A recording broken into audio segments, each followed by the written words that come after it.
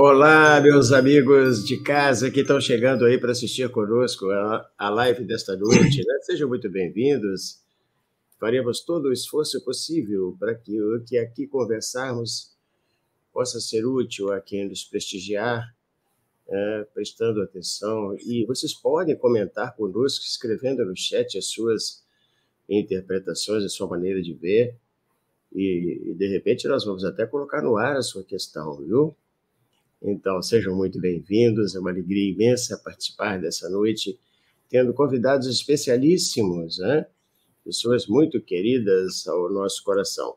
Hoje nós temos aqui a Elaine, né? Elaine Cap. Ela é de Santa Catarina, mas de Jaraguá do Sul, né? Uma cidade, mas é colaboradora da Federação Espírita Brasileira, tem uma vida muito ativa na doutrina, na Tribuna Espírita em particular, né? Nós temos aí a presença também do Marcelo Orsini, escritor, conferencista, tribuno, empolgado, encantadíssimo, né? Com a doutrina espírita, e um amigo especialíssimo, né, de muito tempo também, que é o Ricardo Melo, né? Então, meus amigos queridos, sejam muito bem-vindos, porque o tema de hoje eu falo em seguida.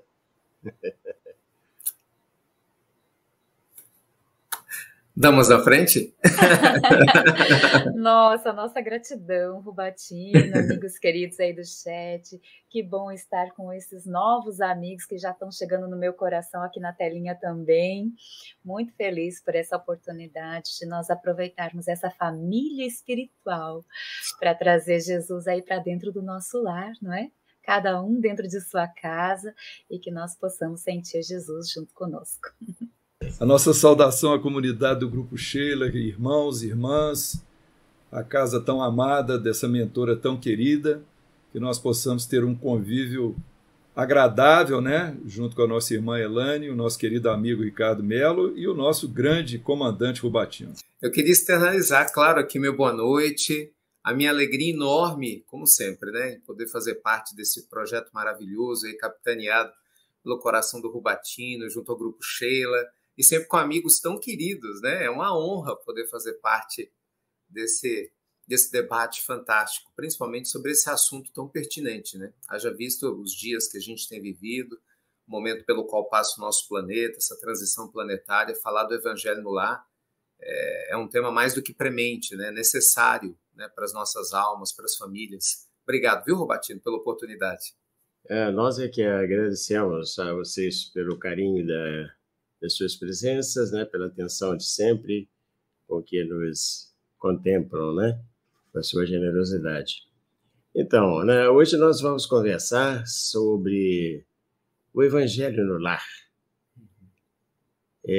Nós que vivemos hoje um tempo de conflitos, de desarmonias, né, e, de repente, a oportunidade de reunir a família num dado momento da semana e ali podermos, de forma desarmada, fazermos uma breve reflexão juntos, né?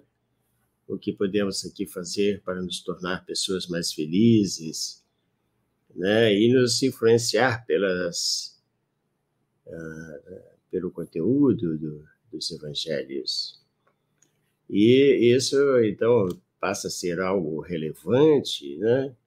É como se experimentássemos fazer uma pausa no conflito para juntos fazermos uma reflexão.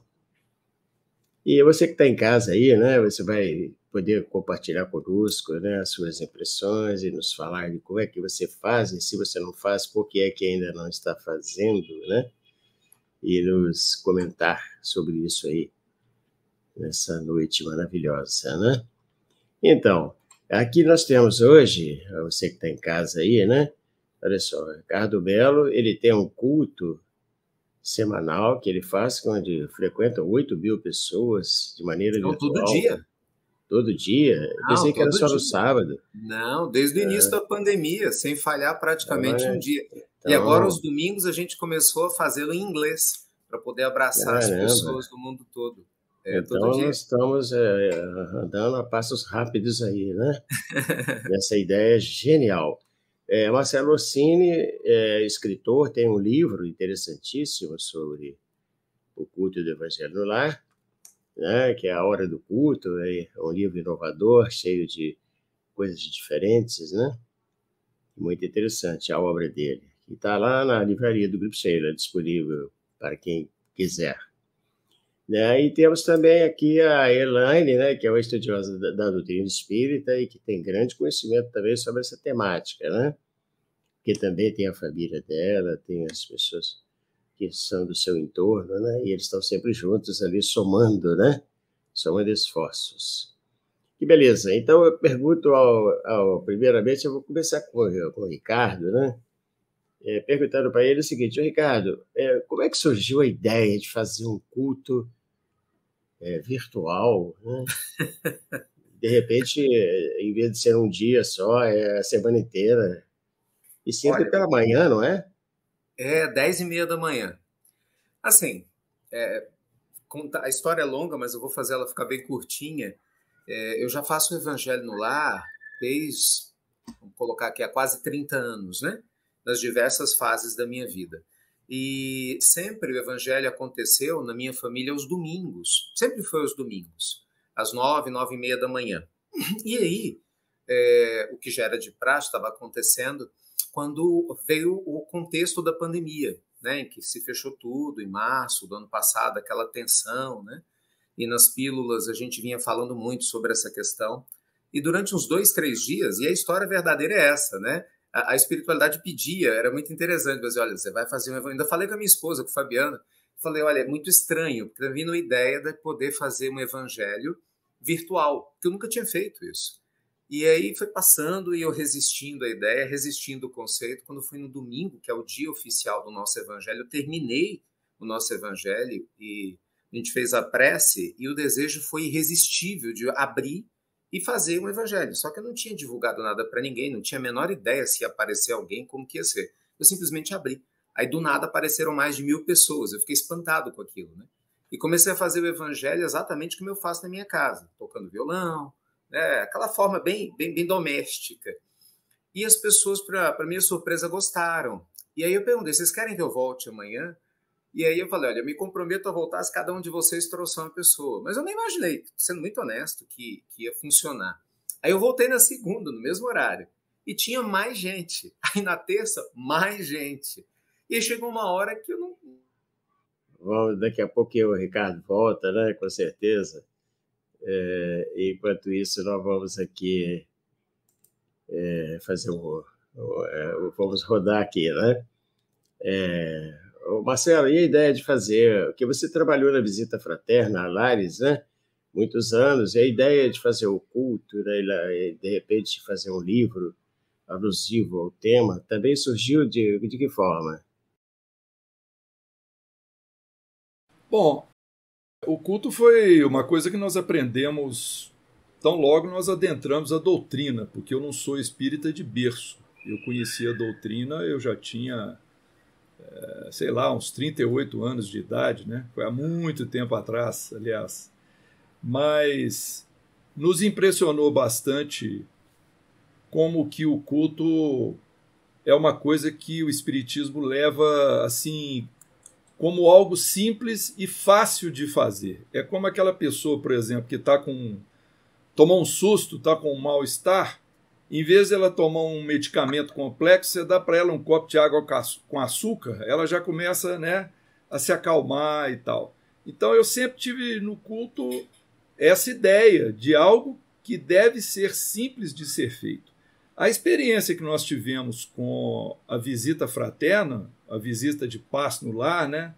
Visita aos enfermos, cada um chama de uma certa forma, nós gostamos de chamar visita fraterna, ela nos deu assim uma experiência de literatura para mais tarde a gente poder trabalhar a experiência pessoal que nós tivemos com o culto, no caso específico, com crianças, que eram as crianças que conviviam conosco, crianças até do meu segundo casamento. E isso ajudou sobremaneira a gente bolar a forma didática de fazer esse trabalho.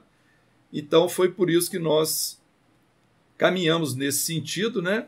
E achamos que é algo muito importante de se dizer, de se falar, a respeito do culto, porque essa palavra culto pode ter muitas pessoas aí nos ouvindo que não são espíritas, para entenderem que culto no nosso contexto não é uma prática adorativa, não é um ritualismo de cerimônia religiosa dogmática, né? Não se cultuam objetos, não se fazem repetições de fórmulas. Culto é cultuar o ensino de Jesus, o evangelho de Jesus.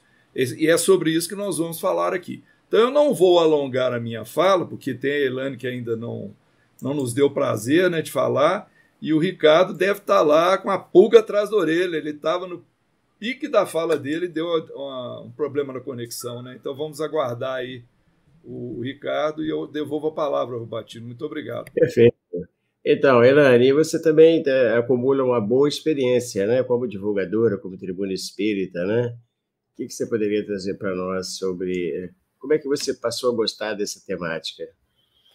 Eu estava ouvindo o Ricardo falando, vendo os comentários dos amigos que eu acompanho e respondendo já a sua pergunta. Eles estão respondendo, quase muitos aqui respondendo a sua pergunta sobre a importância aí do evangelho, se faz ou não faz.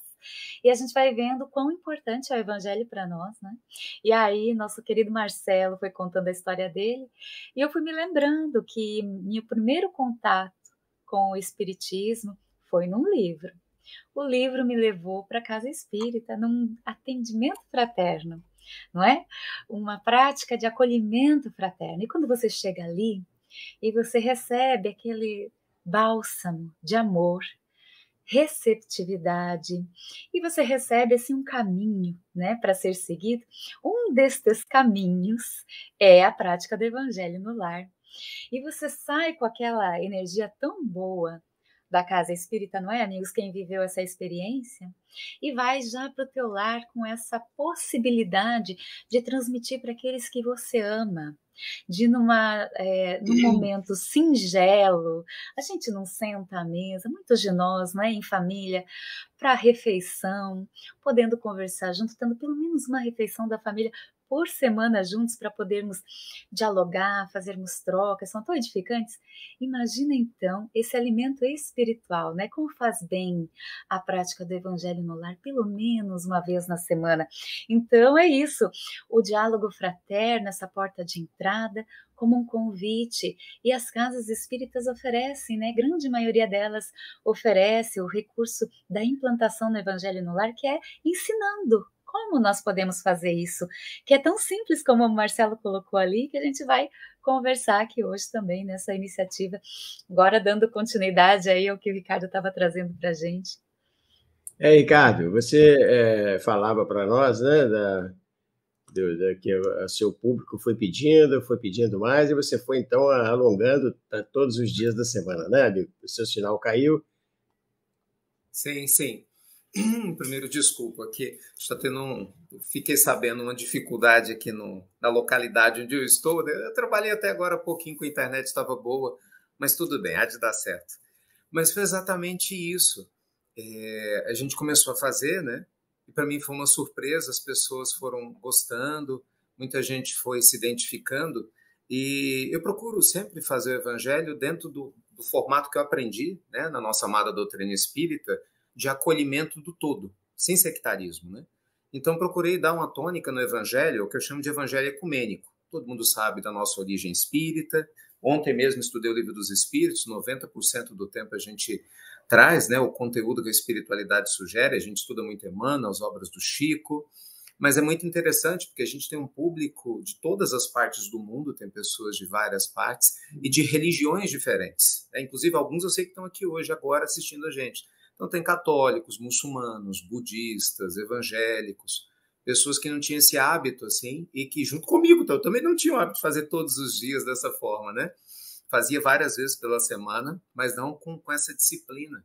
E em conjunto é uma aprendizagem, sabe? É uma aprendizagem. E agora eu estou muito feliz, pedindo muita ajuda a Deus para a gente poder ir para uma próxima fase. Nós começamos, um dos projetos desse ano, de tentar expandir o evangelho para as pessoas de outros idiomas, né? Porque muitas pessoas querem ter acesso ao conhecimento doutrinário, mas tem a barreira do idioma. E como a gente tem muito brasileiro que acompanha o Evangelho no Lar, nós iniciamos o Evangelho em inglês. A princípio ele está sendo feito bilíngue, aí eu faço metade inglês, metade português, aos domingos. Mas a pretensão é passá-lo para inglês. E aí a gente tem um dia da semana dedicado, né, para aqueles que, né, tenham facilidade com a língua inglesa e poderem também se inserir nesse contexto do estudo do Evangelho, conhecer as obras espíritas. Você vê que interessante. Eu estou aqui até, ó, Livro dos Espíritos em inglês, aí tem até a coleção aqui para a gente poder fazer esse trabalho em conjunto, né? Mas é uma bênção, é um tesouro que não tem tamanho, o Evangelho no Lar, né? É um presente muito precioso para todos nós. Que maravilha, que interessante, né? Como é que a ideia prosperou, né, de maneira extraordinária. Então, mas agora eu vou inverter a ordem da chamada aqui e trazer a Elaine primeiro. Elaine, queria que você falasse para nós um pouco, né, sobre... Porque a gente sabe que muitas vezes a pessoa que procura o atendimento fraterno, que busca a casa espírita, ou que está procurando na sua vida uma alternativa para se pacificar dentro de si mesma, ou com os seus familiares, com os seus amigos. Enfim, a pessoa às vezes está num litígio que ela não consegue identificar exatamente a causa, mas também não busca uma alternativa de maneira mais adequada. Aí o Espiritismo, então, nos propõe aquela pausa semanal, né? Pelo menos semanal, né? Onde a gente possa, com a família reunida, conversar sobre temas suaves, agradáveis, onde possamos nos entender melhor, quiçá estabelecer elos novos de revitalização das relações, não é mesmo? Exatamente, querido amigo. Quem não está assim, né, com o coração dorido, atravessando momentos que são desafiadores? Nós, em coletividade, estamos atravessando momentos desafiadores, momentos que nos convidam ao entendimento. No mínimo, nós queremos entender a justiça divina em tudo isso, não é? E segundo, nós precisamos de coragem. Coragem para enfrentar as situações que nos são apresentadas. E aí, quando a gente tem esse ensejo de atender a um convite, muitos colocaram ali, cheguei aqui com o convite do Ricardo, não é? Ou do Marcelo, né? Enfim, cada um de nós postou o convite, o Rubatino está dando essa oportunidade. E a gente atende esse convite, seja para assistir uma live, seja para ir até a casa espírita, seja para sentar com alguém na prática do seu Evangelho no Lar, porque Evangelho no Lar é para a família e para aqueles que estão na nossa casa também, né? Tanto aqueles que vemos quanto aqueles que não vemos. Aqueles que estão nos visitando e que podem fazer parte, e às vezes o Ricardo falou dessa ampla divulgação através das redes sociais e que às vezes acontece lá naquela casa, né, naquele bairro onde um vizinho está jantando, né, tá ali na casa da família, pode ser de uma outra religião ou não, e está naquele momento em que a família se prepara para o culto no lar. E como acolher? O Espiritismo nos dá esse ensejo de acolher a todos. Ele primeiro não impõe com rigidez como se fazer um evangelho no lar, não é? Olha só, nós temos essa preciosidade aqui, né? Que é o Evangelho segundo o Espiritismo, que nos traz de uma forma pedagógica a compreensão passo a passo dessa chave interpretativa do Espiritismo nas mensagens de Jesus, não é? É riquíssimo. Mas nós precisamos utilizar esse livro para a prática do Evangelho no lar? Aí fica a pergunta para os amigos, né? Então, se nós temos em nossa casa uma pessoa mais resistente de outro culto, nós utilizamos a Bíblia, nós vamos buscar ali o conforto no Evangelho de Jesus para alcançar os corações. Para isso, nós precisamos de conexão. Por isso que eu falei do acolhimento fraterno. Porque o acolhimento fraterno, essa porta de entrada que a gente diz da casa espírita, acolhe a todos. Todos que batem à casa espírita naquele sentido, naquele momento de vida em que precisa conversar, está sendo recebido, está sendo ouvido, está sendo atendido espiritualmente e está recebendo aquele conforto, aquela direção. A principal direção que recebe é desse roteiro seguro, não é? através de palavras, através do próprio envolvimento, do próprio carisma ali presente, da solidariedade expressa. E ele sai, muitos que estão abertos a isso, né, sai com o desejo de também disseminar, né, semear essa mesma situação, experiência de vida no seu lar.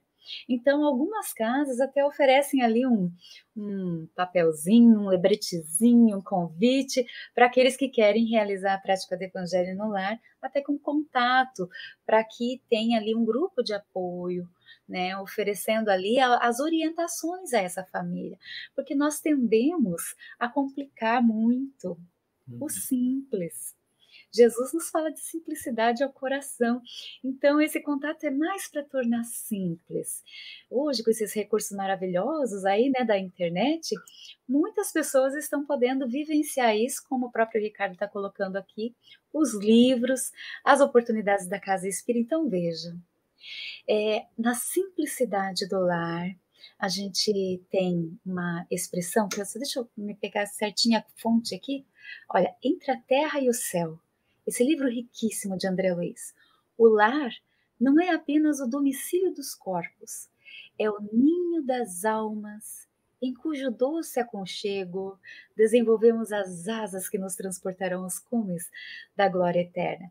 Então, o lar é isso, é onde há amor, é na simplicidade da linguagem para o jovem, para a criança, para o idoso, no acolhimento daquele que pensa diferente de nós, gerando conexão, ou sabendo ouvir, numa escuta empática, né, num acolhimento fraterno, que nós realizaremos esse Evangelho no lar de forma que alcance os corações que já estão sensibilizados por tantas dores. Que bacana. Marcelo, e aí? Estou aprendendo aqui com a Elaine, viu? Muito bom te ouvir, Elaine.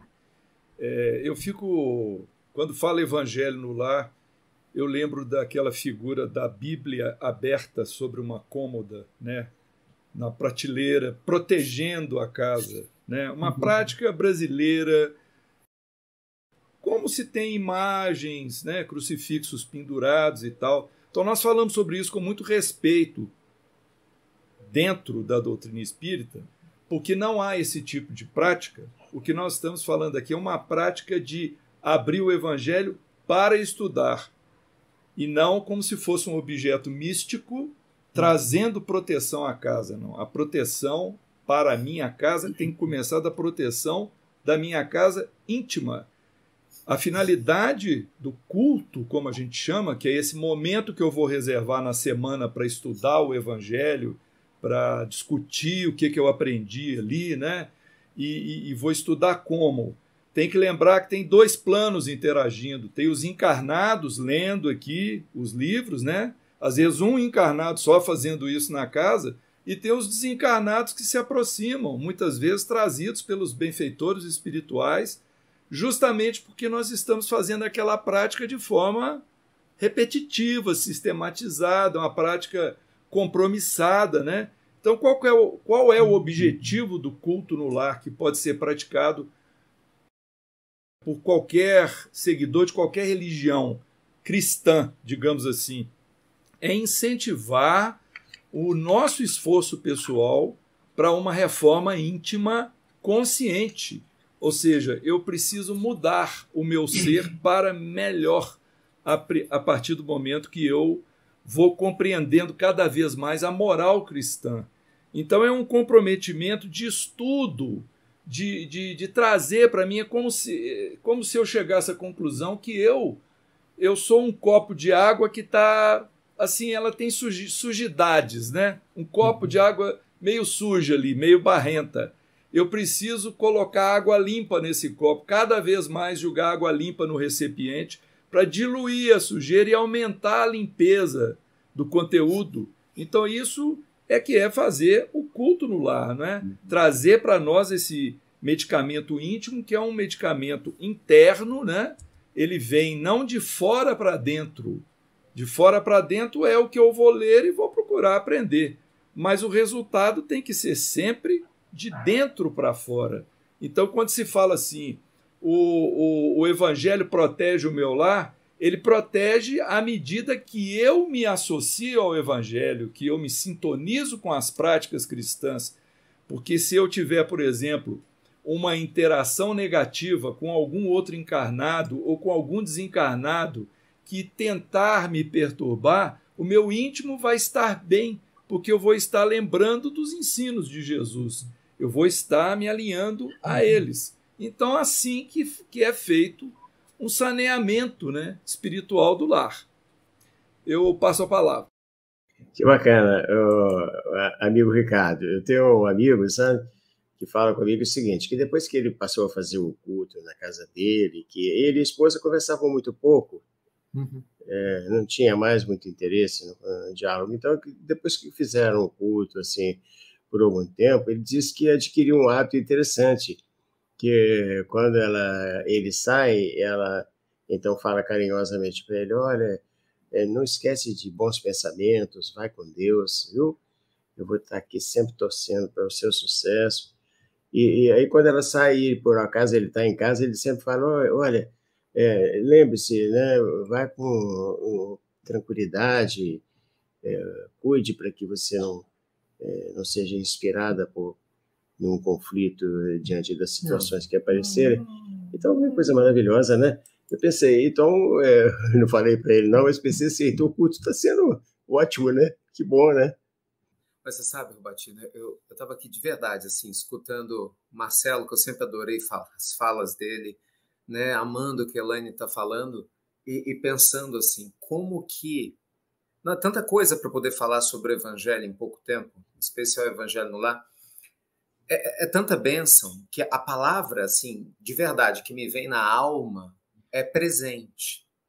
Porque eu entendo que muitas pessoas, principalmente quando entram para a doutrina espírita, mesmo em outras religiões, né, e são orientadas, olha, é saudável você ter essa prática, esse hábito, vai te fazer bem, vai te auxiliar.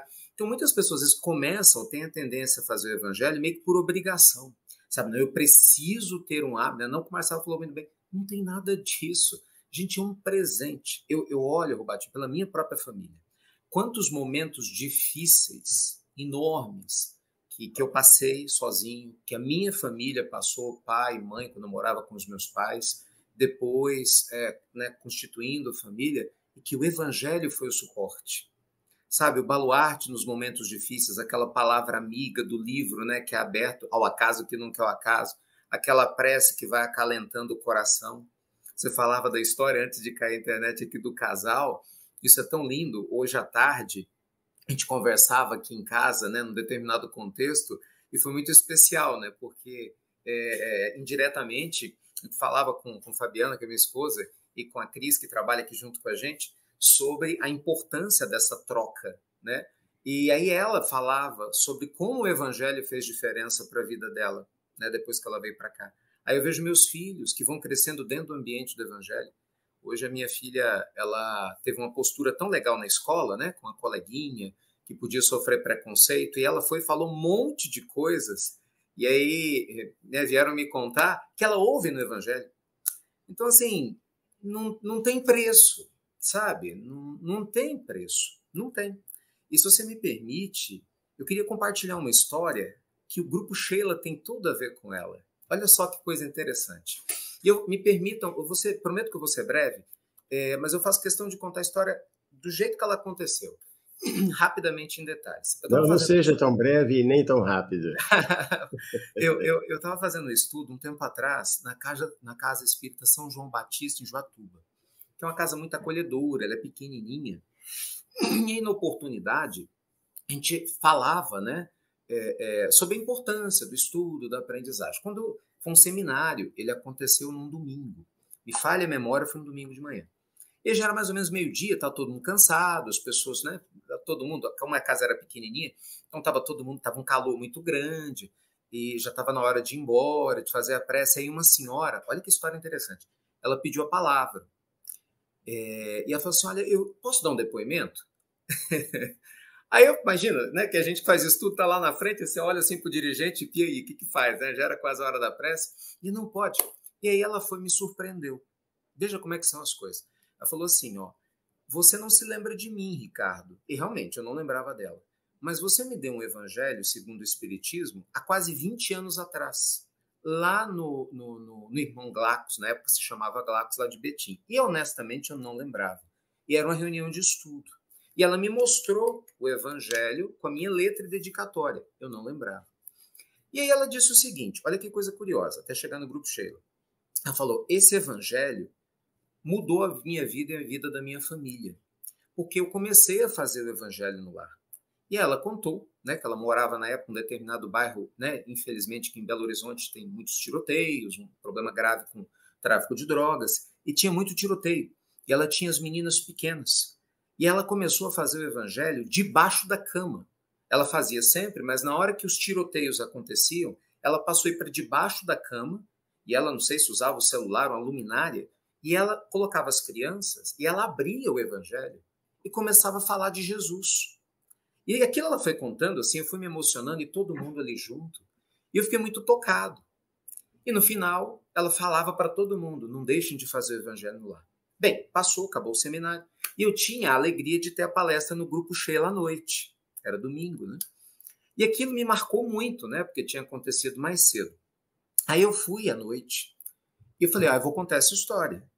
E compartilhei. Qual não foi a minha emoção quando a filha dela, uma das filhas, eram duas, estava lá. E ela falou assim, é verdade o que ele está dizendo, porque eu sou filha dela. Só que era uma mulher, né? Já era adulta, porque já tinha mais de 20 anos. E ela falava, minha mãe colocava o evangelho debaixo da cama e a gente era criança. Né? E ali no final, né, quando termina lá a reunião, ela diz, então, façam o evangelho no lar.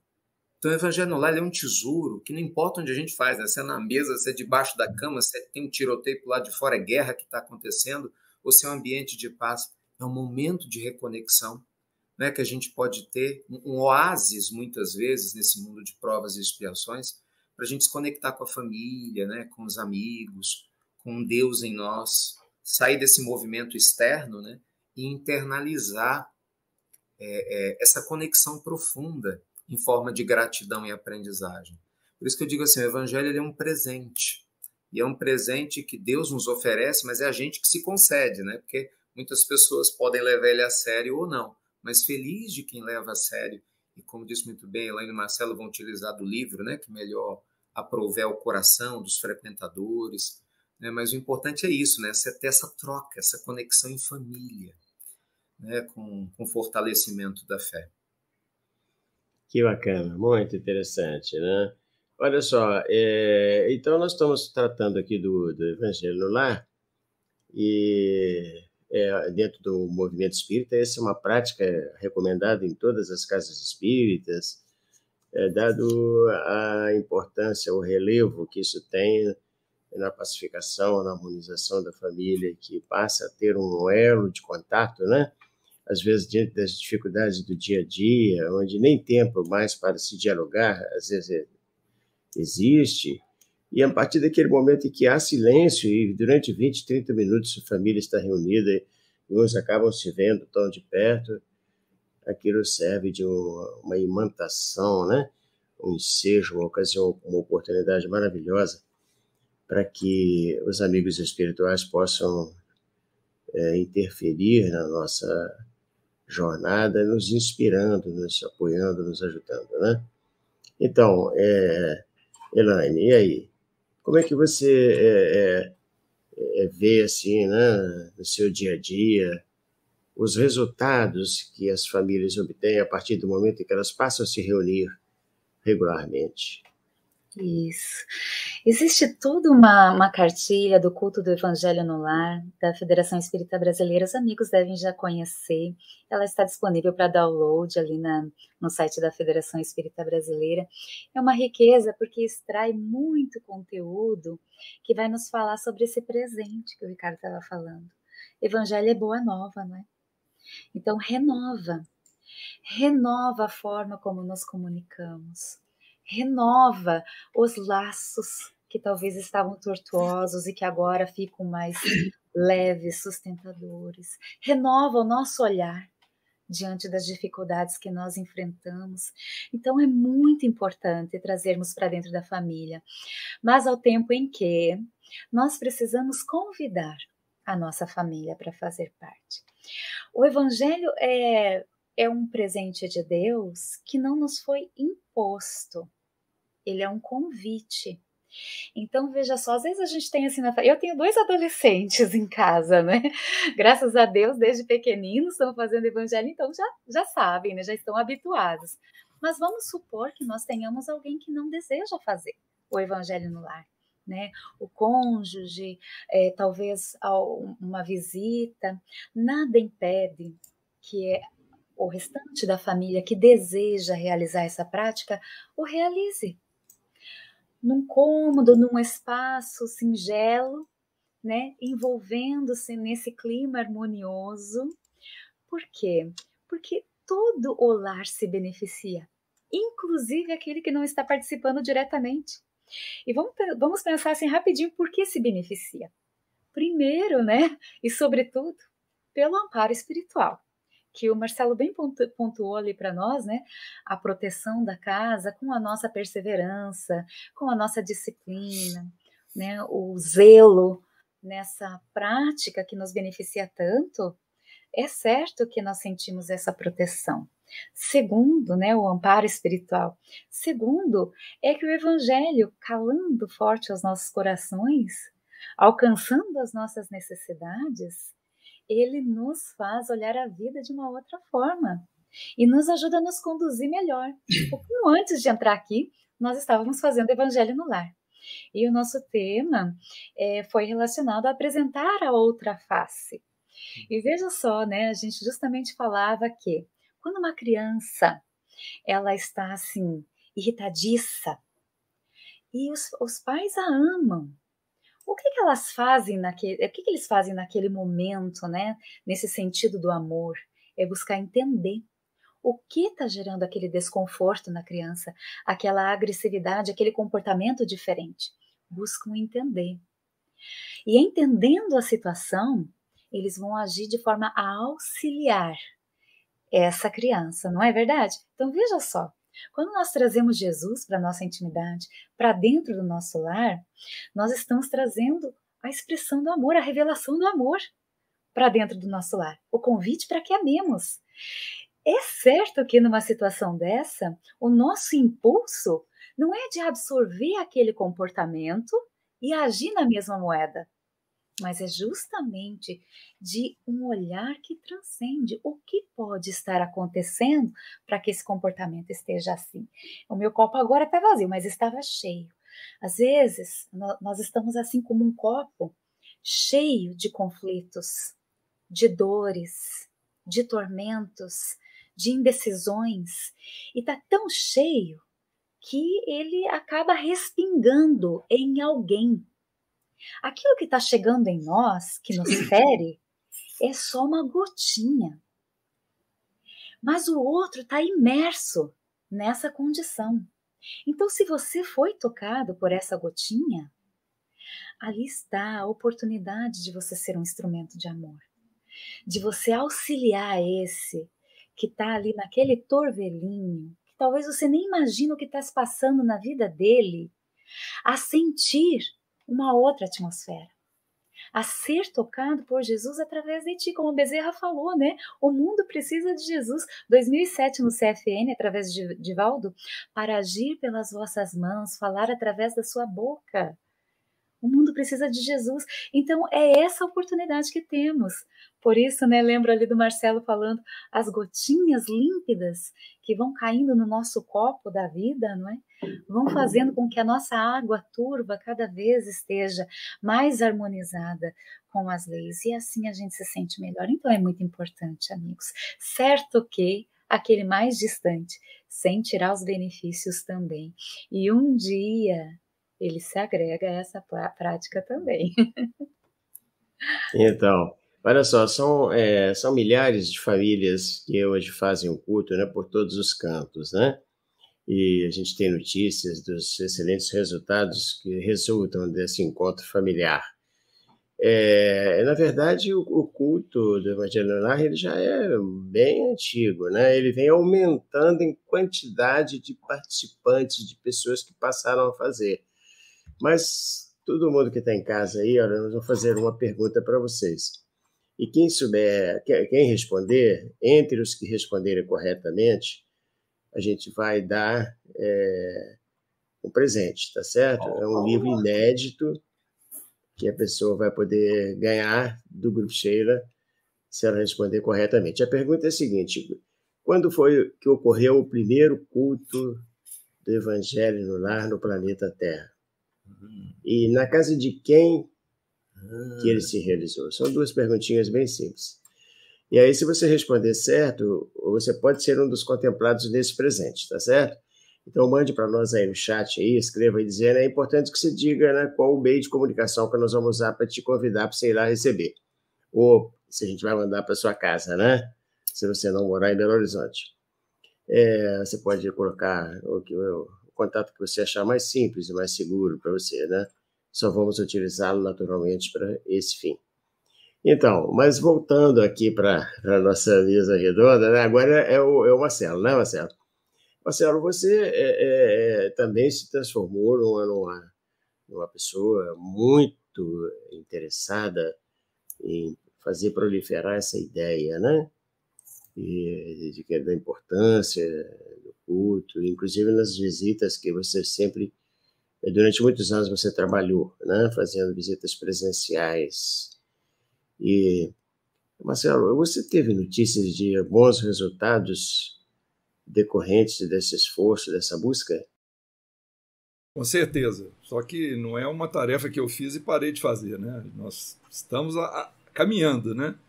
Certamente as visitas aos lares, as visitas fraternas, onde a gente leva o evangelho também, né? Na proposta do atendimento, na nossa casa particularmente, sob orientação da espiritualidade, porque são os espíritos que indicam a quantidade de visitas, os passes, a prática da nossa casa lá, Casa de Glacos, mas muitas pessoas, depois de terem sido acolhidas pela casa e receberem essa pitada do evangelho durante a visita, passado algum tempo, vencida a crise que elas estavam, já se encontravam na nossa casa lá trabalhando como tarefeiras, escolheram lá a forma de atuarem, né? Então eu queria falar um pouco sobre a questão de um exemplo que eu gosto de dar para lidar com essa questão do culto. A minha cabeça ela sempre foi cabeça assim, voltada para a engenharia, né? Eu preciso pensar em métodos mais ou menos cartesianos para resolver certas coisas. E eu bolei uma forma de explicar a questão do culto no lar comparando com um banho de chuveiro. Quando a gente toma o banho de chuveiro, na verdade, é um sistema de realimentação que a gente faz. Por quê? Porque quando eu abro a água do chuveiro, eu coloco a mãozinha lá, né, para ver a temperatura, eu tenho uma referência minha própria de como que eu quero a água, se eu quero mais quente, mais fria. Então o meu cérebro, ele compara a minha referência pessoal, o que eu desejo, com o que está acontecendo na temperatura da água. Aí o meu servomecanismo, que é um comando que o cérebro dá para minha mão, vai lá na torneira e eu abre ou fecha a torneira e o fluxo da água passando na resistência do chuveiro elétrico brasileiro, né? Ele vai alterar a temperatura e eu vou fazendo assim até falar, bom, agora está do jeito que eu gosto. Bom, essa é uma prática que eu estabeleci a minha referência. Quando a gente se lança no culto no lar, se nós formos buscar a nossa própria referência, não vai dar certo. Essa que é a questão. Nós estamos em busca de uma nova referência, uma referência diferente, porque o nosso universo interior, ele é um somatório de muitas coisas, né? As impressões nossas de vidas passadas, somadas às experiências que nós tivemos nessa vida até o momento que a gente está vivendo, nosso meio familiar, social. Então isso tudo vai gerar aquele turbilhão de coisas do nosso ser, nossos anseios, nossos medos, nossos tesouros, nossas paixões, tudo isso está formando, né, o nosso ser, mas nós precisamos mexer nesse sistema de valores, porque muitas vezes ele busca, através do nosso livre-arbítrio, ações incorretas, que não vão nos dar felicidade. Então, como é que vai funcionar esse sistema de realimentação quando eu me refiro à prática do estudo do Evangelho? Eu não estou mais buscando uma temperatura da água que é do meu desejo, eu estou buscando uma referência que é externa, que é o que está escrito e ensinado no Evangelho, o que Jesus deixou de legado para mim. Então, na hora que eu leio um livro, que eu leio uma página de Emmanuel, que vem um ensinamento novo, que eu ouço uma palestra do Ricardo Mello, que eu tenho uma informação que vai me dar uma referência de comportamento moral, eu automaticamente, se eu estiver interessado, eu vou fazer uma comparação. Como que eu faço nessa situação? E vou, muitas vezes, falar assim, eu não consigo fazer assim. O Ricardo faz uma palestra, fala a respeito de perdão das ofensas. E eu falo, eu ainda não consigo perdoar totalmente. A Elane vai fazer um estudo, vai comentar sobre a caridade moral, a caridade material. Eu vou falar, eu não consigo praticar essa caridade ainda. Então, o meu sistema de comparação vai falar assim, tem um baita de um desvio aqui, tem um erro. Eu preciso zerar esse erro. Aí que entra a minha cabeça, né, da engenharia. Esse erro ele tem que ser minimizado. Então, em vez de eu ir na torneira e alterar o fluxo da água, eu vou fazer um ajuste do meu comportamento. E pelo meu comportamento, eu vou alterar as minhas atitudes e, à medida que o tempo for passando, as minhas ações vão dizer para mim se eu já estou alinhado ao Evangelho. E aí, o que eu estou fazendo? Eu estou pegando um sistema de valores que já é meu há muito tempo, que vem desde experiências de vidas anteriores somadas às atuais, e vou julgar nele uma água limpa, né? Que a Elane tornou a nos ajudar aí, que estava turva, vai julgar a água limpa do ensinamento evangélico, e aí eu começo a criar um novo conceito de universo no meu íntimo, com amor a Deus, amor ao próximo, com caridade, com serviço, com burilamento. Então eu penso na prática do Evangelho dessa forma e acho que cada um de nós deve encontrar a forma mais simples possível de conseguir fazer isso, sem burocracia, sem livros complicados, cada um no nível que julgar que é aquilo que é melhor para ele próprio, para as pessoas que o cercam. E eu vi aí que uma irmã colocou assim, né, nas mensagens que nós estamos lendo assim, faça o Evangelho sozinha. Eu lamento informar que não está sozinha, né, gente? Quando você está fazendo o Evangelho, tem muitos desencarnados aí acompanhando você. Devolvo a palavra. E aí, Ricardo, você que, né, sempre teve esse gosto, né, essa aptidão para tratar esse assunto, né? Por que a doutrina recomenda que se faça sempre o culto, de preferência no mesmo dia, no mesmo horário, né? Qual é a razão? Essa colocação ela é muito profunda, né? E é interessante, Rubatini e amigos, que no início, às vezes até a gente entender esse sistema perfeito que é o universo e a forma como tudo que é sério se processa, às vezes as pessoas falam, mas para os espíritos tudo é fácil, né? Vocês falam que espírito está lá, vai e vem, na hora que quer, não é assim? Então, peraí, hoje tem jogo, hoje tem um clássico, né? Meu time vai jogar. Na hora do Evangelho, não, eles esperam um pouquinho, né? Termina até a novela, né? Ah, não, hoje eu estou com sono, eu tipo uma festa de madrugada, então acho que eu vou empurrar um pouquinho. Peraí que você não entendeu.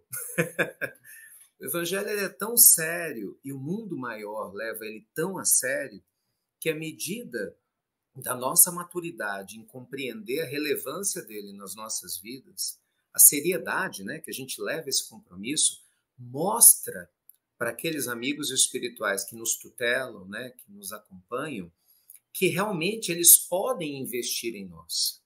E, consequentemente, eles separam um tempo para estar do nosso lado, e separam mesmo. né? É um processo muito sério, né? Então não é uma brincadeira qualquer, aí eu rezo a hora que eu quero. A gente fala o seguinte, você pode fazer sua prece a hora que você desejar, não tem problema.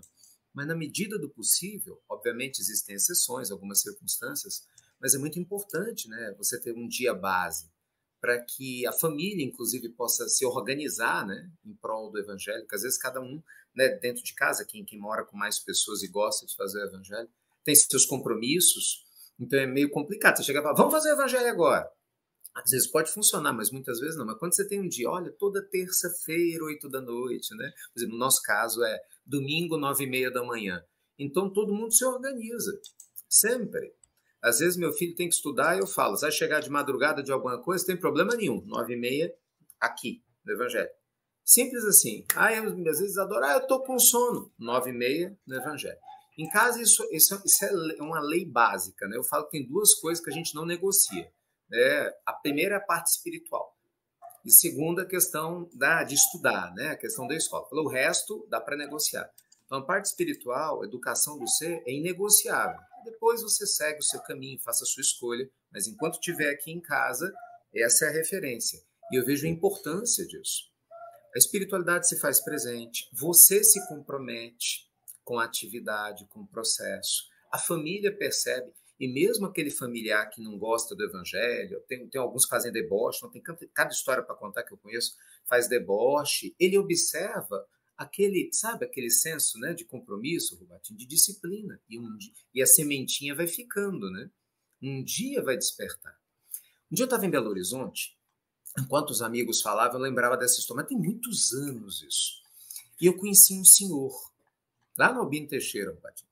Conheci um senhor, ele nos procurou no final do estudo e veio me contar a história dele com o evangelho. A família dele é uma família de uma outra religião completamente diferente, que, segundo ele, entrava muito em conflito, né? Ele se sentia perseguido em casa pelos filhos e pela esposa. E ele amava o espiritismo, né? E ele fazia o evangelho no banheiro. Lugares diferentes para fazer. Ele fazia no banheiro. E ele falou para mim, assim, olha, eu entro no banheiro, todo mundo reclama que meu banho é demorado. E ele falava assim, olha, eu sei que eu pago uma conta de luz a mais, mas eu não abro mão do sossego. Ali eu abro o evangelho, eu rezo, sabe, eu me conecto com Deus, não tenho que brigar com a minha família e eu saio em paz. Nossa, juro, aquele dia para mim foi tão marcante, porque eu vi assim, sabe, um senso de propósito naquele senhor, e era um senhor de 70 e poucos anos, né? E ele falando que ele já fazia isso há muito tempo. Então, ele respeitava a agressão da família em relação à crença dele, que não permitia que ele livremente professasse o evangelho. Mas ele falava, Jesus me ensinou a fazer o que eu posso pela minha família. Então, eu não vou abrir mão do evangelho. Se eu estiver fazendo no banheiro, eu faço, mas eu vou fazer. Então, você imagina como que esse processo vai se desenhando. Em algum momento, né, se não nessa existência, numa outra, em algum instante, claro que essa família vai olhar para trás e vai falar, nossa, né, eu fui tão intolerante com meu pai não foi. Nossa, fui tão intolerante com meu esposo, mas ele estava lá semeando. Isso é muito importante. Eu acho que um outro comentário também que é muito importante a gente fazer é a gente refletir sobre o que é o evangelho, no conceito que a gente entende, e o que é o lar, né? A gente fala muito evangelho no lar. E é claro que, a princípio, a gente imagina fazer o estudo do evangelho na nossa casa. Mas a sua casa é onde você está, né? Isso é importante. No nosso lar é onde o nosso coração está. Jesus falava, né? Onde estiver o vosso tesouro, lá estará o vosso coração. Então, às vezes, a pessoa viaja, né? Eu acho tão engraçado, as desculpas esfarrapadas que o povo usa. Não fiz o evangelho porque eu estou de férias. Que coisa tem a ver com a outra? Eu quero ver o dia que você precisar de ajuda espiritual, o teu anjo da guarda falar, não, desculpa, Ricardo, eu não posso te ajudar porque eu estou de férias. Uai, que lógica sem sensatez nenhuma é essa, velho? Vá nas suas férias, se organize, faça o evangelho. Mas não fiz o evangelho porque eu estou trabalhando. Uai, se você efetivamente no dia do evangelho teve alguma dificuldade, avisa o mundo espiritual, faça um ajuste e faça o trabalho. Eu conheci uma senhora, eu tenho um monte de história de pessoas que eu conheci, trabalhando no João 23, para quem não é de Minas Gerais, é o maior pronto-socorro de Minas. E aí ela fazia o evangelho de madrugada, porque como ela fazia plantões alternados, ela me contou isso. Eu disse, olha, meu horário é de madrugada, mas eu não sei a hora que eu chego. Então, já aviso os amigos espirituais. Era interessante. Ela saía do hospital, fazia uma prece, tinha uma capelinha na época, fazia uma prece, olha, estou indo para cá, vocês me esperam que eu estou chegando lá. Mas olha que coisa linda, né? É o compromisso. E ela fazia sozinha. Assim, entre aspas, né? Porque, como o Marcelo muito bem lembrou, a gente nunca está sozinho. Então, esse benefício, né, da gente, voltando à essência da pergunta que o Rubatino nos fez, da gente levar a sério, né? De ter um dia que você possa estar ali se dedicando com disciplina, para que a espiritualidade veja a importância daquele processo e fala, não, a Maria leva a sério, né? O João Pedro leva a sério, e a sua família vai perceber isso em você vai perceber isso em você. E, consequentemente, o resultado vem, né? Com tudo aquilo que foi muito bem exposto pela Elaine e pelo Marcelo, os ganhos espirituais, a aprendizagem. Gente, quantas vezes a gente está precisando de uma palavra de auxílio? Você abre o livro e vem ali. A intuição na hora do evangelho, o estudo. Isso é tão importante, né? E um último comentário ainda dentro dessa questão, que eu acho que é relevante a gente fazer também, né? Sempre pensar, é que o evangelho é para nós, né, Rubatino? Fala assim, porque quando você tem várias pessoas na família, eu acho isso ótimo. Imagina, você abre lá o evangelho segundo o Espiritismo, vamos estudar cólera. Aí eu leio o capítulo, tá lá o Marcelo na minha frente, e fala assim, tá vendo, Marcelo? Isso é para você. Elaine, aqui, ó. Tem gente que fala, o evangelho lá na minha casa não funcionou. O evangelho não funcionou? Não funcionou. Porque meu marido não concordou com o que estava lá, né? Minha esposa não concordou. Mas peraí, mas o evangelho você está fazendo para o outro? Ou está fazendo para si, né? É aquilo que a gente está lendo, o primeiro par de ouvidos, né, que escuta é o nosso, né? O primeiro coração que tem que chegar a mensagem é o nosso coração. Então, de novo, o evangelho no lar é um tesouro que, graças a Deus, cada vez mais pessoas, né, como o Rubatino bem mencionou, vão descobrindo e até lembrando, né, que foi o tema do nosso evangelho de antes de ontem, me falha a memória, a gente estudou a palavra do tesouro escondido, está lá em Mateus, e exatamente isso, né? É aquele homem que descobre um tesouro naquele campo, ele vai, vende tudo que tem e compra o campo, porque ele sabe que tem um tesouro ali que vale a pena. Então a gente investe no evangelho, né? Porque a gente sabe o tesouro que ele representa para nós, para a família, para a sociedade, para o mundo como um todo. E não importa, né, se é debaixo da cama, se é no banheiro, se é bonitinho, sentadinho ali na varanda da tua casa, do seu apartamento, se é no chão, se é no quarto de hotel, se é num bangalô, não importa. O lar é onde o nosso coração estiver.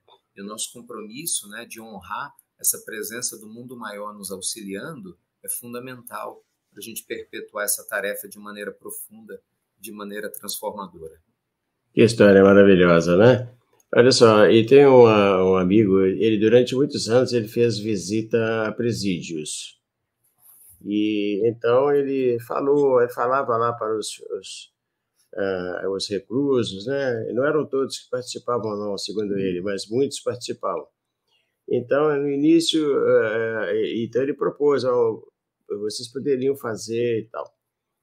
Aí ele levou os livros lá, Sinal Verde, Jesus no Lar, aqueles livrinhos de mais fácil leitura, e deixou com eles lá. Então, diz ele que ele ia lá semanalmente, e ele falou que um dos presidiários lá que resolveu adotar aquela prática falou para ele, olha, eu tenho feito aqui sim, mas eu faço sempre sozinho. Então, ele deu aquela explicação que o Marcelo já tinha dado ali, né?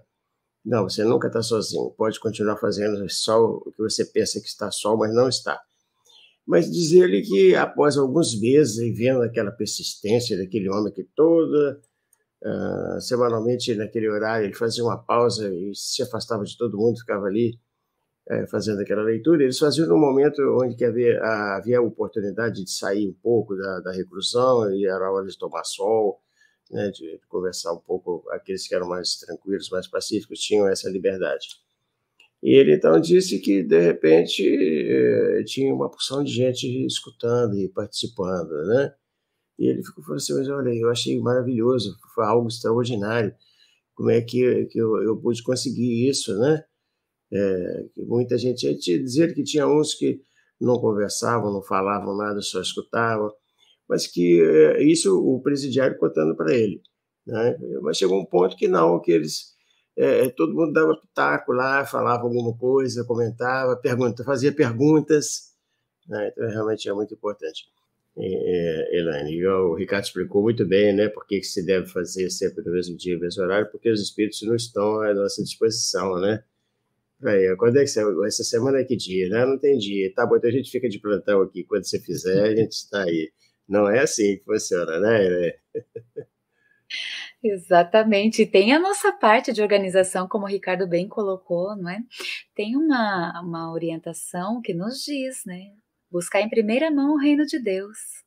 De resto, tudo mais vos será dado por acréscimo, não é? O reino de Deus está dentro de cada um de vós. E Jesus nos trouxe esse caminho para acessar esse reino de Deus, né? Para sentir essa paz, essa fortaleza que está em todos nós, semeados desde a criação, são centelhas do amor do Pai. Então veja só como nós temos que ter esse sagrado em nós, esse dever, essa responsabilidade que será sentida por aqueles que estão ao nosso redor. Teve alguém que fez uma pergunta ali, Rubatino, onde eu consigo um evangelho de fácil entendimento, não é? E a gente mostrou aqui, né, o Evangelho segundo o Espiritismo, que faz com que nós possamos interpretar, né, com a compreensão da vida que prossegue, com a compreensão da reencarnação, com a compreensão da justiça divina, todos esses recursos que o Espiritismo nos dá, o Evangelho segundo o Espiritismo nos traz. Então é um trechinho do Evangelho e ali a gente tem as orientações, as instruções dos Espíritos, toda uma instrução também de Allan Kardec, então é muito bom. E logo, logo nós vamos ter todos os livros do Evangelho, né, também esmiuçados nessa proposta tão rica, não é? Que é o Evangelho Redivivo, né? A gente já tem aqui, ó, o Evangelho de Mateus e o de Marcos, não é? Todo ele explicadinho, para que a gente possa percorrer todos os livros ali. E tem na livraria do Grupo Sheila, viu, né? Então, que coisa boa. E fica tão, tão simples de entender, né? Porque traz para o nosso cotidiano. A gente entende que o Evangelho não foi só para um povo, só naquele tempo. Ele é atemporal, é para nós, hoje, para toda a humanidade, é para alcançar o coração, como o Ricardo bem colocou ali. Então, é muito bom que a gente busque esses instrumentos que estão à nossa disposição e outros tantos, né, que a gente tem aí disponíveis. Eu queria falar de um livro, Rubatino querido, você falou de Jesus no Lar, a gente tem ali o livro do Marcelo, tão rico que acho que ele vai falar depois, né? É Hora do Culto, uma riqueza. Mas a gente tem um dos livros da série de André Luiz, que é o que eu mais gosto, adoro ele, Os Mensageiros. Nesse livro, Os Mensageiros, vocês devem lembrar, quem o leu, quem não leu, fica o convite para ler. Tem um capítulo que vai tratar do culto do Evangelho no Lar. Uma senhora simples, viúva, com a sua família ali, realizando a prática do Evangelho no Lar naquele dia determinado. Ali está a equipe espiritual, acompanhando todo aquele processo, né? E o que eles percebem no momento em que eles vão fazer Evangelho no Lar? Eles percebem a prontidão dos filhos em irem se sentar à mesa, né, para que juntos possam ali buscar as palavras de Jesus. E isso demonstra o quanto tempo que eles já faziam, a naturalidade daqueles corações. Embora eles percebessem que as menininhas, elas traziam em si aquela alegria. É hora do Evangelho no Lar, né? Eu acho que quando o Ricardo falou da filha dele, foi essa imagem que eu me lembrei, sabe, Ricardo? Mas eles viram também aquele menino, que era uma condição diferente, uma condição de quem vinha para resgates, o menino dela, né? Não era portador da mesma luz. Ele ia, assim, para obedecer a mãe, né? Vazia, né? Como o Ricardo bem pontuou. E ali, quando eles iniciam aquele momento de prece, e quem faz é a pequenina, veja só como o nosso coração já é tocado. Por permitir, não é uma prática só para adultos. A menininha faz a oração inicial, do seu jeitinho, conversando com Deus, envolvendo a família. O que acontece naquele momento? O lar ganha luz. A gente sabe que Joana de Ângeles fala, né, de que a casa que realiza o Evangelho no Lar, se é um apartamento, todo o edifício fica iluminado. Se é uma residência, é toda a rua que se ilumina com aquela família que está realizando o culto no lar. Então, começa e a espiritualidade está ali assistindo. E ali ela faz um exercício de trazer para o cotidiano. As crianças vão colocando as situações, a falta do pão, a pobreza, e a mãe vai orientando conforme aquelas palavras que eles leram, que no caso do livro é o grão de mostarda. E eu queria trazer isso aqui porque é tão importante que eles encerram esse culto no lar falando da importância das pequenas atitudes. Como que a mãe é inspirada para trazer aquela mensagem? Pelo tutor. O tutor coloca na fronte da mãe a mão e passa para ela a instrução que eles necessitavam naquele momento. E eles recebem aquela instrução e veja, ainda há um destaque. Os irmãos em espírito, aqueles que nos acompanham, que nós não vemos com os olhos físicos, os desencarnados, também acompanhavam. E aqueles que estavam num plano mais elevado ouviam a interpretação do tutor. Aqueles que estavam mais materializados ouviam pela fala articulada de Isabel, não é? Então veja, ela falando alto, estes irmãos em espírito conseguiam acompanhar pela fala dela. E quando termina ela falando do simples, nós precisamos cuidar dos nossos pensamentos, de como nós conversamos e toda aquela coisa linda, maravilhosa que a gente encontra ali. Vale a pena vocês lerem. Mas, detalhe, termina a prática do Evangelho no lar, ela vai dormir.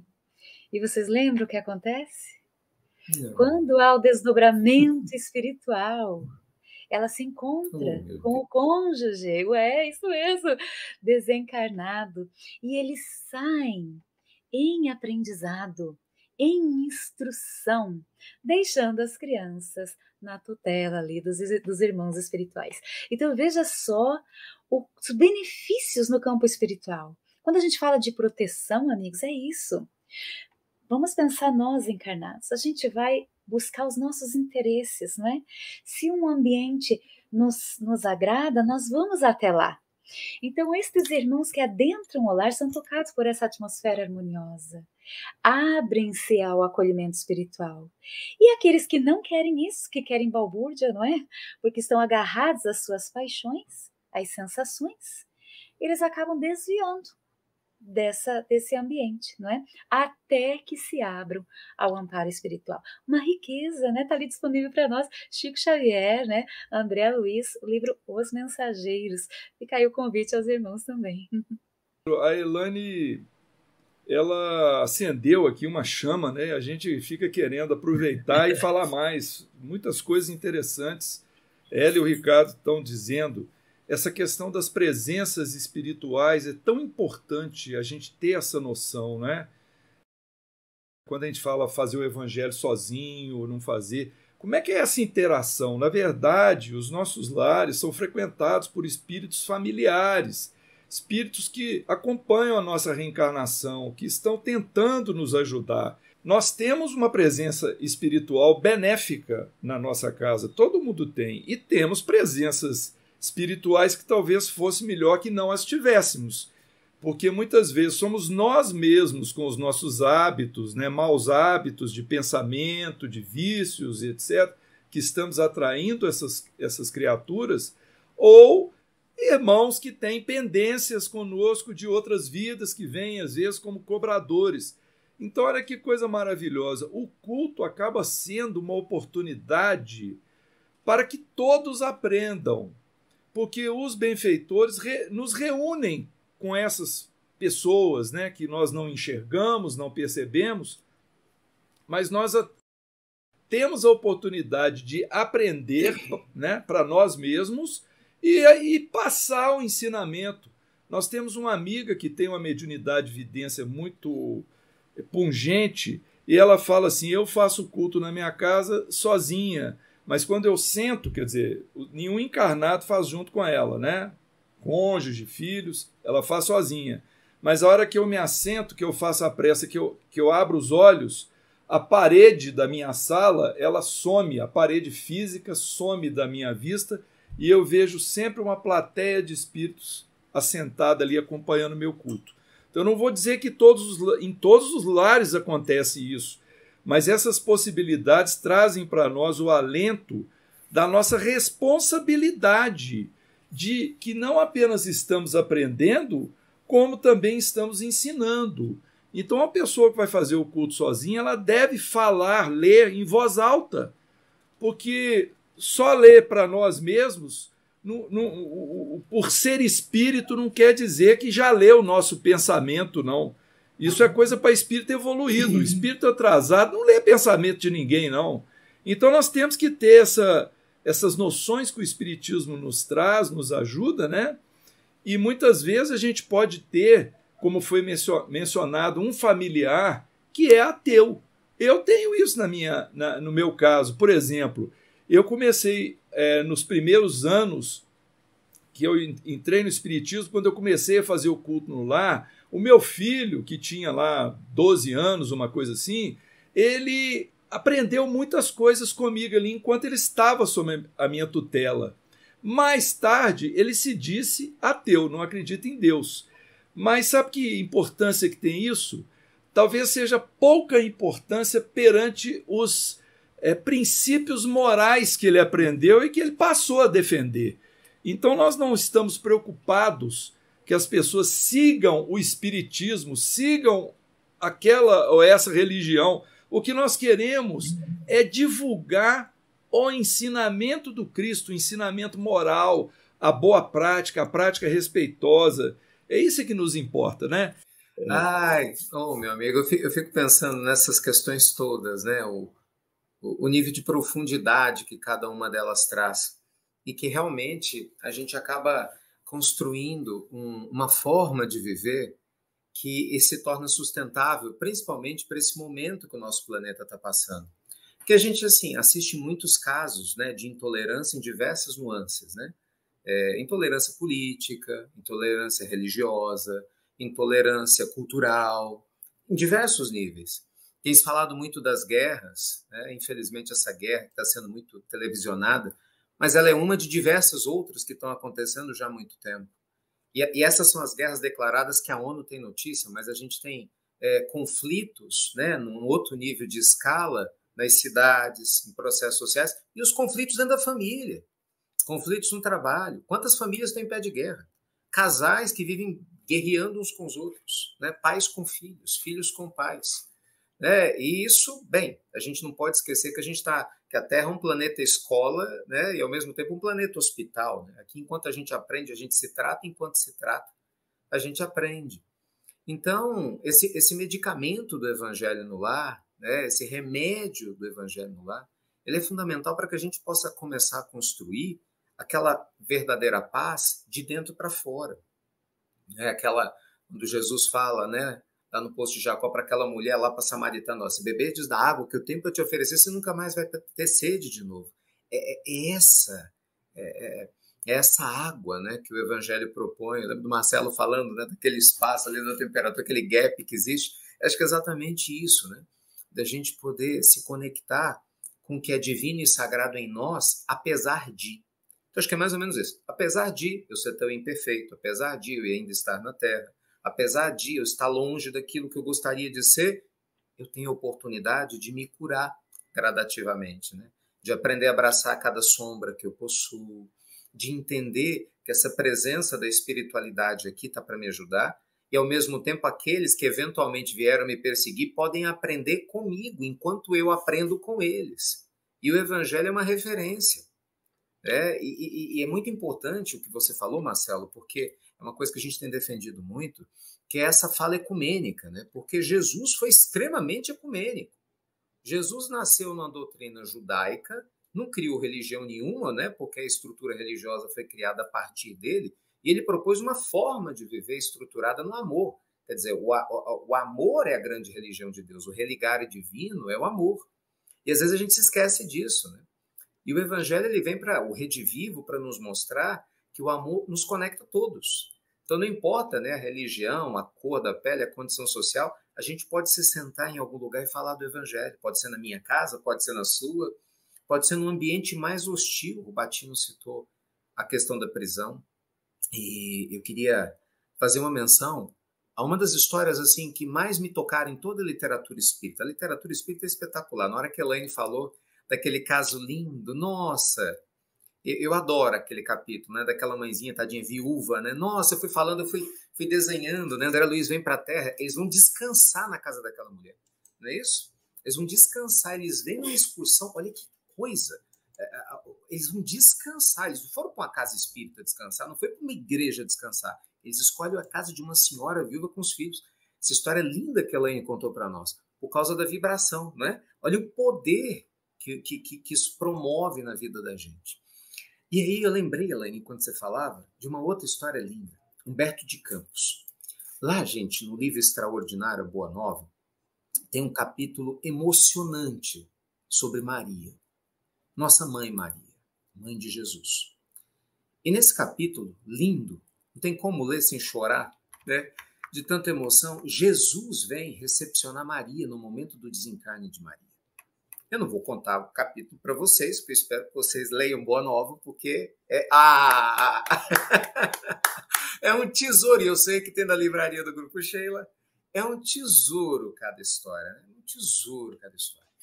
Mas o ponto que me chama muita atenção, olha só, já no momento, né, Maria não reconhece de imediato Jesus, e Maria, ela fazia evangelho lá.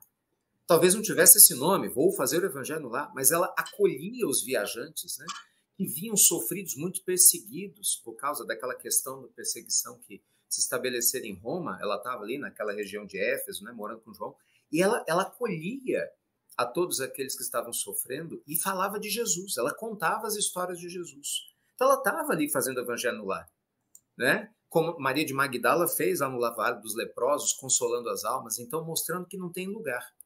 E aí anos e anos se passam, Jesus vem. E aí quando chega a hora, né, do desencarne de Maria, que é belíssimamente narrado por Humberto de Campos, mas me chama a atenção o desejo de Maria. Jesus chama Maria para que eles pudessem ascender, né, aos páramos superiores. Ela falou, meu filho, posso te fazer um pedido? Ela pede Jesus para ir a Roma. Ela teve a sensibilidade, ela ouviu tanto relato de tanta gente sendo perseguida, que ela pede para ir a Roma. E ela vai até uma das galeras onde tinham cristãos que iam ser jogados às feras. Está lá a história bem contada. No dia seguinte, e obviamente todo mundo com a moral muito baixa. E nisso, ela se conecta com uma moça, que era aquela que estava com a vibração um pouco mais elevada orando. Olha a importância da oração. Veja um grupo de cristãos primitivos, sabendo que iriam desencarnar de uma maneira muito cruel, de maneira injusta, porque estavam depositando a sua fé em Deus. Estavam ali, e uma moça ora, e Maria se aproxima dela. Então, Humberto de Campos conta que Maria, né, a envolve para que ela, envolvida, tivesse a condição de envolver os demais que estavam sofrendo. E Maria chega e fala, canta, minha filha. Canta, minha filha. E a moça, tomada daquela inspiração divina, começa a cantar. E o conforto vem para a alma. O destino não é transformado ali da forma como ele iria acontecer, mas a maneira como se passaria as provas, com certeza foi transformada. Pelo amor. Então, às vezes a gente se esquece que o poder da oração em casa transforma, porque a gente atrai muitos espíritos nobres e ajuda a tocar aqueles que, assim como nós, estavam no erro, né? Que o mérito conquistado do estudo generoso de compartilhar, de levar o evangelho, como o Marcelo faz as visitas nos lares, né, que estão em necessidade. Chico fez esse trabalho de maneira tão profunda, tantas vezes, quantas histórias, né, chegam para nós das visitas que o Chico fazia. Isso não tem preço. Por isso que a gente insiste aqui, né, na fala, é um presente. E é um presente que a gente se concede. Como a Elaine falou muito bem, o mundo espiritual convida a todos, mas é a gente que se concede. É aquela história, né? Muitos são chamados, mas parafraseando Jesus, poucos os que se escolhem. E é uma bênção a gente poder, né, a gente se escolher para acolher esse presente de maneira ecumênica, de maneira generosa, respeitosa, e beber dessa fonte, desse remédio, para a gente passar por esse planeta escola, por esse planeta hospital, se curando, gradativamente se equilibrando, trazendo a família juntinho, seja de imediato, seja de maneira indireta, e eu acho que o principal, sendo uma pecinha fundamental na construção da paz no mundo. Só para fechar, às vezes muitas pessoas têm feito essa pergunta ultimamente, né? Qual que é o meu papel em relação às guerras? Paz.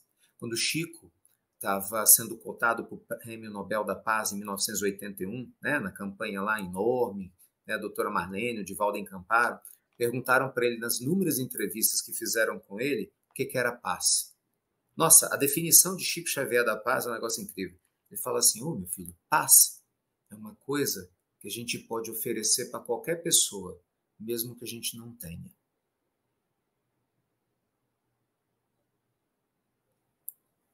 É o conforto de, mesmo na hora, né, gente, da nossa perturbação, pela fé em Deus e pela presença dos amigos espirituais nos sustentando, a gente ter condição de oferecer para os outros, como ele próprio Chico fez, e como tantos gigantes do Evangelho têm feito, né, no decorrer da história, nos mostrando esse exemplo para seguir.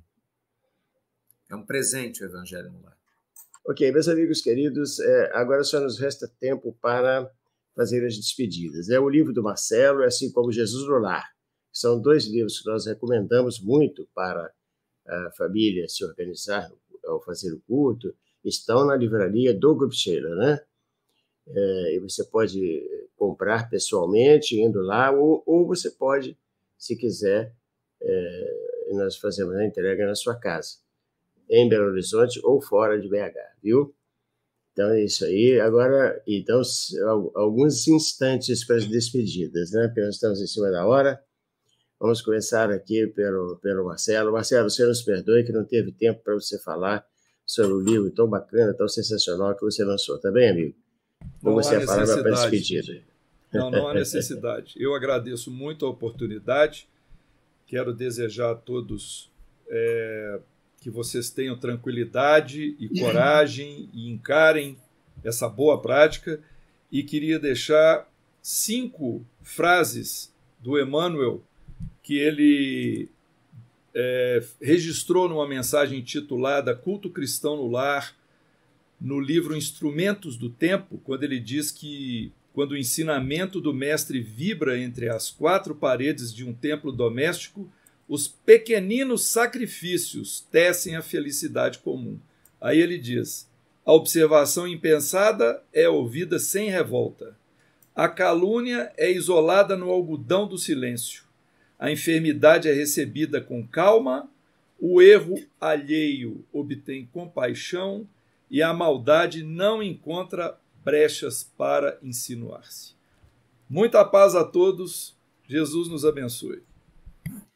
Então, passamos ao amigo Ricardo, né, para fazer a sua despedida também, com a nossa gratidão pela sua presença amiga tão requisitada, viu, amigo? Meu Deus do céu, a gratidão é minha, você sabe disso. Eu fico na alegria, na felicidade. A gratidão a Deus, cada convite que você nos faz já há tanto tempo. Obrigado, viu? Do fundo do coração. E agradecer o Grupo Sheila, né, que vibra tanto nesse despertar de consciências, assim como tantos outros grupos, nesse momento tão importante, né, que o nosso planeta passa. Então, assim, agradecer a cada um de vocês, é uma honra, uma alegria estar aqui. Elaine, que alegria te conhecer, né? Espero em breve poder ter, essa oportunidade de conhecer pessoalmente, todo mundo comentando, né, do seu carinho, da sua doçura. Então, assim, uma alegria. Marcelo dispensa comentários, mora no meu coração como Rubattino, companheiro de longa data, tenho aprendido com os dois, graças a Deus, tenho essa oportunidade desde tanto tempo. E se eu puder deixar uma última mensagem, na verdade não é nem mensagem, que eu sou para dar mensagem, é compartilhar, façam o Evangelho no lar, né? Tragam esse presente para suas vidas, aqueles que fazem, persistam, porque o tempo, ele sempre vai nos levar para o resultado saudável. Não tem como chegar no lugar errado andando no caminho certo, né? E se fizer sentido para aqueles que não conhecem, a gente está junto, todo dia, 10h30 da manhã, lá nos nossos canais do Instagram, lá do YouTube. Vai ser uma honra receber a todos, né, que desejarem estudar conosco um pouquinho do Evangelho no Lar. Obrigado, viu, Rubattino, ao Grupo Sheila, meus amigos queridos. Que Deus permita que a gente se reencontre em breve. Obrigado. Boa noite. Gratidão, querido amigo. O pessoal está perguntando, assim, você repetiu o nome do autor, aliás, o nome do livro do Emmanuel? O nome do livro é Instrumentos do Tempo. Instrumentos do Tempo. Temos na livraria do Grupo Sheila. Se você quiser ler pessoalmente, é só encomendar. Viu? Então, meus amigos queridos, agora é a Elaine que vai se despedir para a gente encerrar. Agradecimento imenso por conhecer todos vocês aqui, inclusive os amigos do chat, né? Porque nós estamos juntos construindo esse momento de forma harmoniosa. Nós nos acolhemos hoje e isso faz bem. Que a gente possa acolher também Jesus. A minha frase de encerramento está ali no livro Jesus no Lar, naquele capítulo 1, onde Jesus diz que o evangelho não foi iniciado sobre a multidão, mas no singelo domicílio dos pastores e dos animais.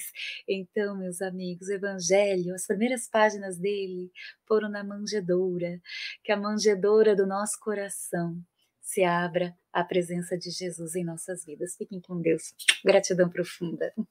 Que maravilha. Pedimos ao engenheiro Paulo Henrique que apareça na tela aí conosco.